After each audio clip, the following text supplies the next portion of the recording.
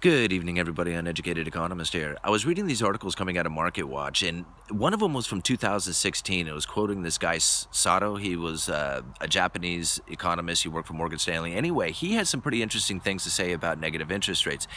And what he was saying is that monetary easing, while introducing negative interest rates, had a contradictory aspect to it, and that it was not a sustainable policy.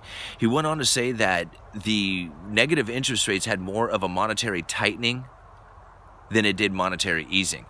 And so I got to thinking about this a little bit, and I was like, well, what does he kind of mean by that? And I'm sure what he is going for is that when you're loaning the government money at a negative interest rate, you're going to get paid back less than what you loan out. And so if you give the money back to the government, essentially the amount of liquidity that's out there available for us shrinks. Does that kind of make sense? That's kind of what I got from his statement there, that, you know, negative interest rates has a monetary tightening aspect to it.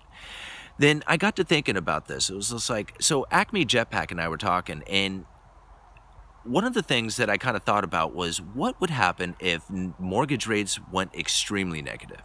Like, you could really get a substantial negative interest rate on your loan.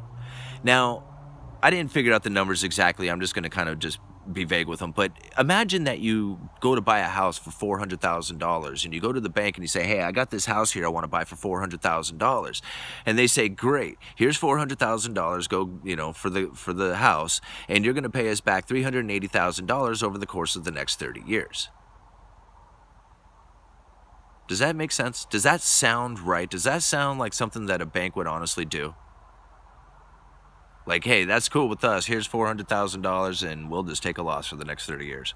Does that, I mean, it just doesn't seem right, does it? How about this? Not only is it going to be $400,000 for the house, you're going to pay us back $380,000, but if you pay us back in 15 years, it's going to be $390,000. Or even worse, $400,000 if you don't take out the loan. So does that make sense at all? Does any of that seem like... How about this?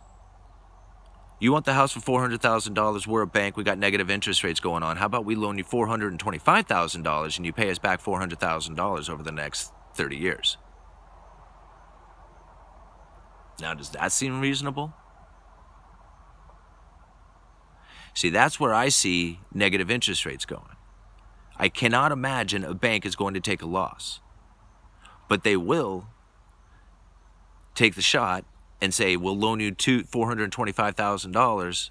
You pay us back over the next 30 years. If you pay us back early, you're going to pay a fee for it. So now you're locked in. You're locked in for life, for 30 years straight. You're not getting out of it. Because if you do, you have to pay more.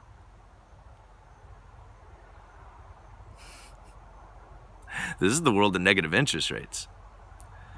Anyway, Uneducated Economist, you guys let me know.